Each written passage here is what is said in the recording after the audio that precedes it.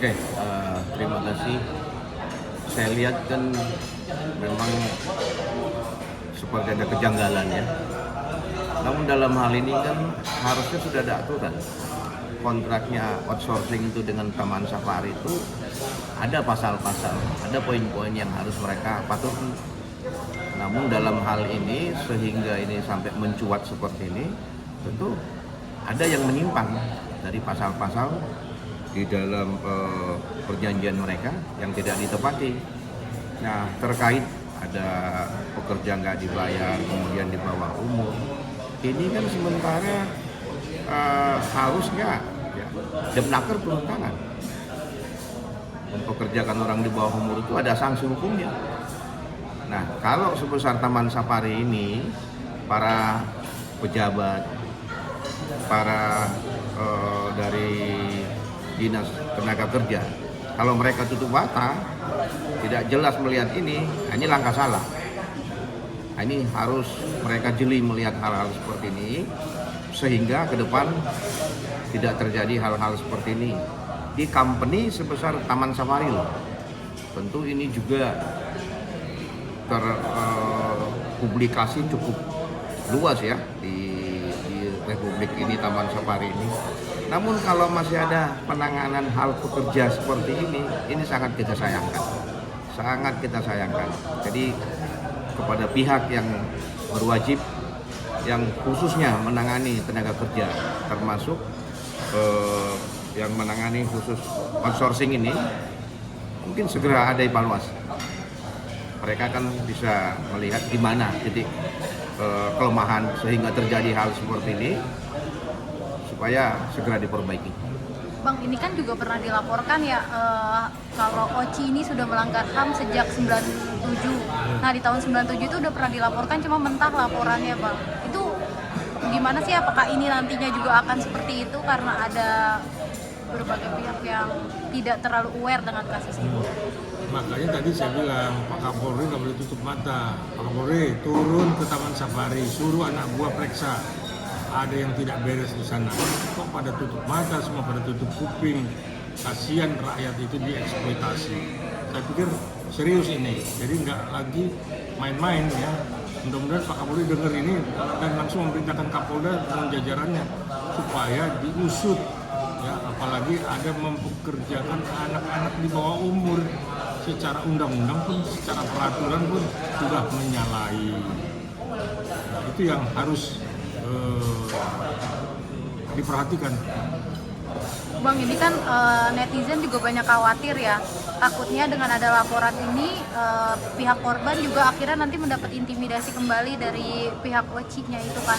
Apa ini seharusnya mendapat kayak dari LPSK untuk diamankan saksi-saksi ini gitu kan, karena mengingat emang kemarin cukup keji ya Oci memperlakukan para korban ini. Saya pikir LPSK itu harus, tanpa kita minta perlindungan, mereka harus monitor ya, siapa-siapa saksi yang memberikan kesaksian harus dilindungi. Kan sudah ada aturan di LPSK seperti apa. Nah, jadi tidak belagak tutup mata, jangan karena Oci bagi-bagi rupiah terus semua tutup mata nih oknum-oknum ini. Nah, itu nggak boleh ya. Jangan sampai mempekerjakan anak. Kedua, orang-orang yang bekerja di sana diperlakukan sesuai dengan kontrak kerja. Kalau dari apa? Oke, kalau terkait pertanyaan yang barusan ini, saya kira gini, rekan-rekan media juga harus bisa ikut mengawal. Kita bisa bandingkan, kalau tahun 97 dilapor tidak ditanggapi, saat itu media belum semeriah ini.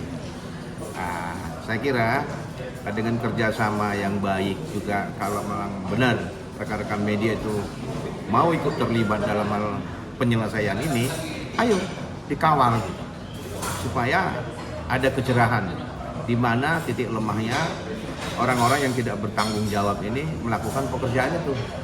Jadi pesan saya untuk media, bantulah. Artinya sekarang ini kan sudah direformasi, ini kedaulatan itu di tangan rakyat ya. Ketika rakyat bersatu, tidak ada yang kuat.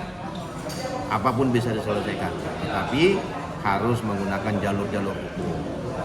Tentu kalaupun rekan media itu mengawal, ya tuntunlah di rel yang benar. Jangan ada arogansi, jangan ada ini. Ikutin aja aturan. Tentu pasal-pasal itu semua sudah lengkap di dalam kontrak antara outsourcing dengan pihak terkait, yaitu Taman Safari. Saya kira itu. Dan rekan media berhak untuk meminta itu. Di mana nanti titik lemahnya ini supaya segera diperbaiki. Apa yang disampaikan Pak Karta, kalaupun ini sampai tingkat Kapolri, Menteri, seharusnya turun tangan, sudah saatnya. Mengingat apa pertanyaan wartawan tadi, tahun 97 sudah Sempat dilaporkan. sudah sempat dilaporkan, lalu ini tidak ditanggapi. Saya kira saatnya sekarang ini, media ini harus benar-benar tajam, setajam sinet. Bang, kalau ini melihat dari sini bakalan terjerat berbagai pasal nggak sih untuk coachnya sendiri? Pasalnya mempekerjakan, mengkontrak orang-orang atau anak-anak di bawah umur. Yang kedua, tindak pidana, ya, penganiayaan. Kita bilang lah itu penganiayaan kan. Yang ketiga itu sudah rodi kerja paksa, ya kan? Itu kan juga nggak boleh di negara merdeka ada orang yang tidak merdeka. Itu. Nah yang keempat, ya memang harus Oci ini introspeksi, jangan dia pikir karena dia banyak uang dari Taman Safari terus dia bagi-bagi. Ini banyak oknum yang memang Bermain. sesudah rame berita ini pura-pura nggak tahu, pura-pura nggak dengar, kupingnya pada tuli atau memang matanya pada buta. Nah, saya pikir itulah. Jadi saya cuma sarankan Pak Kapolri turun tangan lah, nggak bisa didiamkan ini. Biar kalau perlu ditutup Taman Safarinya. Kalau memang seperti itu memperkosa hak asasi rakyat yang ada di pekerjaan Taman Safari. Pak Bang? Oke, seperti awal saya sampaikan tadi, apapun ini tanpa dikawal media ini, saya kira memang agak sulit. Karena gini, orang-orang yang mendiamkan ini tentu sudah pasti ada sesuatu yang kita tidak perlu sampaikan di media ini ya. Namun ketika benar-benar netizen itu ikut memantau ini, mengejar ini, pasti mereka akan terbuka. Nah, itu saya kira saran saya. Dan perlu diingat, mereka itu dalam kontrak itu ada pasal-pasal. Pasal yang mana yang tidak ditepati, pasal yang mana yang merugikan satu pihak, supaya ini juga nanti diselesaikan atau dibuat menjadi bahan laporannya. Ini yang harus mungkin dikejar.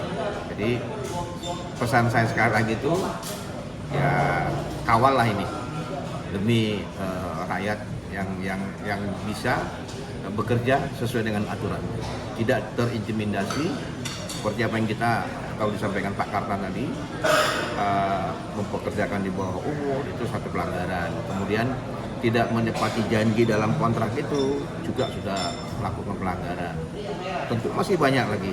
Maka dari sisi hukumnya harus segera dituntaskan. Kemudian dari rekan media kejar ini Dapnaker sebagai penanggung jawab tenaga kerja kita. Mereka ini jangan tutup mata. Kalau mereka tutup mata berarti ada sesuatu. Ini dikejar, tuntaskan. Nanti rakyat juga akan bisa menilai. Saya kira itu tambahan dari saya. Saya tutup ya. Jadi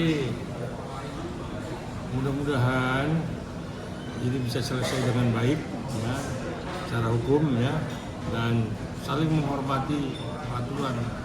Saya Murakarta praktis hukum ditemani oleh ini duet nih oleh Pak Anton Siite sebagai pemerhati orang-orang yang tersiksa karena ada unsur paksaan.